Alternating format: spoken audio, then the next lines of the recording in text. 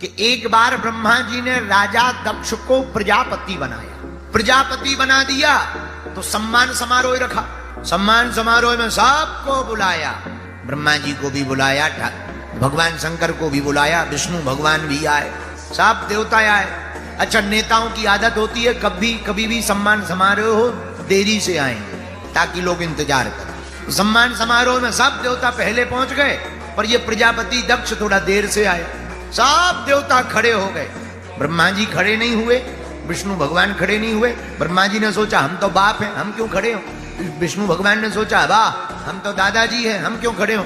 भोले बाबा ने सोचा हम इन दोनों में कौन से भेद है, ये दो ही रूप हमारे ही है, तो हम काय को खड़े हो, हम भी तो दामाद हैं। वो भी बैठे रहे। राजा दक्ष ने चारों तरफ नगाहे को घुमाया, सोई देखा कि सब खड़े हुए हैं सम्मान में, बस 3 लोग बैठे हुए हैं। तो राजा दक्ष की नजर जहां गई तो इनके उद्घोषण भाषण होने के बाद में इनने पहले ही ठोक दिए, नाराज हो गए शंकर जी के ऊपर। और जैसे ही सिंहासन पर राजा दक्ष बैठे, सोई बोलने लगा, सुनो सुनो सुनो देवताओं सुनो। आप देवता चौंक गए कि भैया इनके प्रवचन तो बाद में होने थे, पहले ही काय को ठोकने लगे, कोई बड़ी बात है। सब शांत हो गए। हाँ भैया बताओ। भैया सावधान होकर सुन लो सब लोग, एक बात हम कहना चाहते हैं, विशिष्ट सम्मानीय लोगों में एक भी अगर असभ्य आदमी आ जाता है तो सभा का माहौल खराब हो जाता है। अब सब अपने एक दूसरे की तरफ देखने लगे, भैया इसमें कौन सा आदमी खराब आ गया। लेकिन राजा दक्ष नहीं रुका। सुनो, अरे तुम इधर उधर क्या देख रहे हो, तुम्हें दिखाई नहीं पड़ता कि नंगा शिव न बैठने का ज्ञान है न उठने का ज्ञान है, दिन भर भूत प्रेतों के संग रहता है, इसकी हालत भी और आदत भी भूतों जैसी हो गई। तो किसी ने राजा दक्ष से धीरे से कहा कि वाह तुम्हें इतने अवगुण दिखाई पड़ रहे, तो अपनी बेटी का विवाह क्यों किया, इतने ही अवगुण थे तो बेटी का विवाह न करते। राजा दक्ष ने कहा, कहां हमारी सुकुमारी सुंदर कन्या और कहां ये मरकट लोचन वाला शिव, कहीं हम अपनी बेटी का विवाह इसके साथ करते। वो तो पिताजी की आज्ञा थी सो कर दिया, पर आज के बाद हम कह रहे हैं, ध्यान से सुन लो, आज के बाद किसी भी यज्ञ में किसी भी आयोजन में भगवान शंकर का कोई भाग नहीं। बहुत देर तक तो शंकर जी चुप रहे, नंदी जी तमतमाते रहे। नंदी जी धीरे से उठ के बोले, अगर आपकी आज्ञा हो तो इन्हें मजा चखा दे। शंकर जी बोले, चुप रहो, शादी की गालियां हैं, किसी को विवाह के समय मिलती हैं, हमें बाद तक मिल रही है। ससुर साहब है, चुप रहो, कुछ बोलना नहीं। लेकिन जब नहीं रहा गया, बार बार उसने जो है भगवान शंकर की निंदा की। अब तो नंदी से नहीं रहा गया, भगवान शंकर की निंदा सुन ली सो तमक कर नंदी खड़े हो गए। हे राजा दक्ष, जब से आया है बक बक बक बक बक बक कर रहा है, जा हम भी श्राप देते हैं, तेरा मुंह बकरे का लग जाए। तो राजा दक्ष तो कुछ नहीं बोले। राजा दक्ष की तरफ से भृगु जी ने अपनी दाढ़ी पर हाथ फेरा, बोले, हे नंदी तुझे क्या लेना देना, ये ससुर दामाद का मामला था, तू क्यों बोला। जाओ, हम भी श्राप देते हैं, भगवान शंकर के जितने भी गण हैं सभी के सभी गण पाखंडी हो जाएं। और नंदी को लगा कि हमें श्राप मिल गया पाखंडी होने का। सोई नंदी फिर तमक के उठे, ए बाबा हम लोगों को पाखंडी होने का श्राप दिया, जा हम भी तुम्हें श्राप देते हैं, तुम्हारे जैसे जितने भी ब्राह्मण हैं मांगने वाले, सब चटुकार मांगने वाले ब्राह्मण बन जाए। जहां श्राप मिली, शंकर जी ने मन में सोचा, आए थे सम्मान समारोह में, चल रहा है श्राप समारोह, इससे अच्छा तो चले जाना चाहिए। मौन होकर के भोले बाबा उठ गए, नंदी वंदी को कहा चलो, सभी गणों को लेकर के आ गए। लेकिन आ तो गए, पर भोले बाबा से सीखो, जितने भी शादीशुदा लोग बैठे, आते ही पत्नी पे नहीं भड़के तो तुम्हारे पिताजी ऐसे वैसे हैं ये वो, नहीं, चुप हो गए, जब मौका आएगा तब बताएंगे। बहुत दिन बीत गए। राजा दक्ष ने भगवान शंकर से अपमान का बदला, अपमानित करने के लिए भगवान शंकर को एक यज्ञ के आयोजन को ठाना, यज्ञ किया, सबको निमंत्रण दिया, भोले बाबा को निमंत्रण नहीं दिया। बोलो सीताराम। सब देवता आए पर शंकर जी को नहीं बुलाया। अच्छा, देवताओं को पता था कि सबको बुलाया है, शंकर जी को नहीं बुलाया है, फिर भी देवता इतने विचित्र हैं, हमेशा जले पर नमक छिड़कने का काम पड़ोसी करता है। देवताओं को पता है भोले बाबा को निमंत्रण नहीं दिया, फिर भी ये जितने विमान हैं सबके सब विमान कैलाश पर्वत से ही ले जा रहे हैं। भोले बाबा तो ध्यान में बैठे, पर सती जी सुबह से देख रही, लगातार विमान निकल रहे यहां से।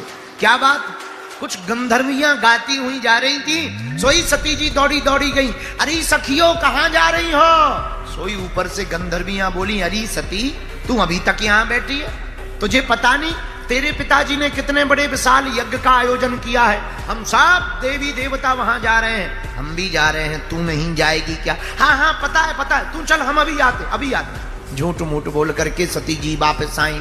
भोले बाबा बैठे हुए थे। सोई सती जी ने सोचा अब कैसे बात करें, पिताजी इतनी बड़ी यज्ञ कर रहे हैं पर निमंत्रण मिला नहीं है। सोई सती जी बाबा के चरणों को दबाने लगी। जितने विवाहित पुरुष बैठे हैं सुन लो, जिस दिन तुम्हें बार बार चाय के लिए पूछा जाए, मीठा हलवा के लिए पूछा जाए, समझ जाना या तो जेब कटनी है या गर्दन। सती जी चरणों को दबाने लगी। भोले बाबा बोले, देवी जी क्या बात है, आज बहुत सेवा हो रही। नहीं महाराज, हम स्त्रियों का तो धर्म है पति के चरणों की सेवा करना। अच्छा, पर कोई कारण है? हाँ, एक कारण है। क्या आपको पता चला आपकी ससुराल में आपके ससुर जी ने यज्ञ का आयोजन किया, आप जाएंगे? भोले बाबा बोले, देवी ये बताओ कोई निमंत्रण आया है? महाराज, निमंत्रण तो नहीं आया, पर पिताजी ने निमंत्रण भेजा होगा, डाक गड़बड़ा गई हो, पत्र इधर उधर हो गया होगा, डाकिया ने गड़बड़ कर दिया होगा, पर पिताजी हमसे प्रेम बहुत करते हैं। अब आज तक जो बात छिपा कर भोले बाबा ने रखी थी वो आज बताई। देवी जी, दरअसल तुम्हारे पिताजी ने हमारे अपमान के लिए ही यज्ञ का आयोजन किया है, वरना हम ना पूछते कि पत्र आया कि नहीं।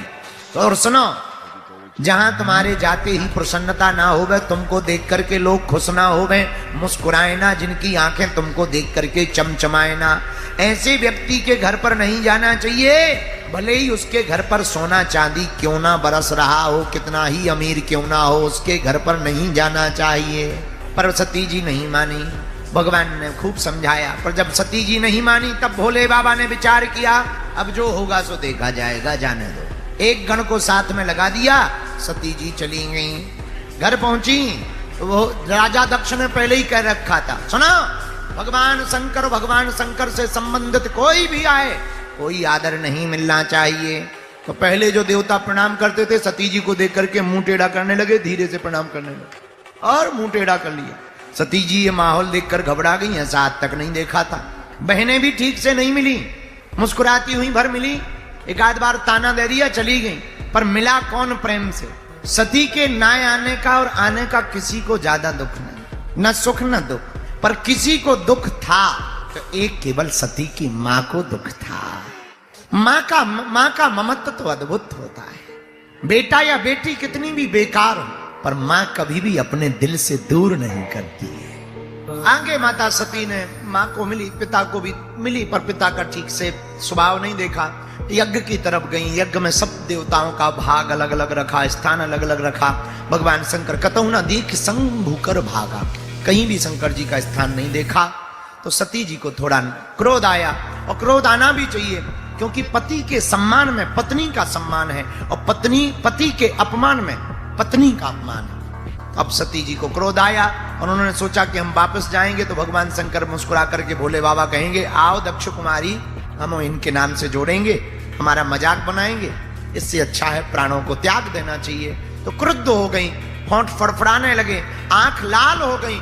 मारे क्रोध के माता सती ने अपने पिता को ही खूब भला बुरा सुनाया कि आपने भला नहीं किया, ठीक नहीं किया, भगवान विश्वनाथ के भाग को आपने नहीं रखा, उनका सम्मान नहीं दिया, अपमान किया। अब मैं वापस नहीं जाऊंगी, मैं जाऊंगी तो मैं एक शिवद्रोही की बेटी कहलाऊंगी, इसलिए मुझे जीना नहीं है। अब तुम्हें बहुत पछताना पड़ेगा पिताजी, पिता कहने लायक भी नहीं हो। बहुत सी बातें माता सती ने कही। अंत तो गत्वा भगवान शंकर को मन में ध्यान रख करके कहा, हे भगवान, हे चंद्रमौलेश्वर भगवान, हे भूत भावन महादेव, दोबारा जन्म मिले, दोबारा आपके ही चरण मिले, ऐसी प्रार्थना करके क्रोधाग्नि को प्रकट किया। माता सती ने अपने शरीर को त्याग दिया। अंत तो गत्वा भगवान शंकर को पता लगा तो गणों को भेज करके यज्ञ को विध्वंस कराया। वीरभद्र को भेजा, गणों को भेजा, सब देवता जितने सम्मिलित थे सबको दंड दिया। किसी की दाढ़ी पटा ली, भृगु जी की दाढ़ी पटा ली, किसी के दांत फोड़ दिए, किसी की आंखें निकाल ली, सबको दंड दिया। यहां तक कि राजा दक्ष के सिर को काटकर हवन कुंड में कर दिया स्वाहा। राजा दक्ष को भी दंड दे दिया।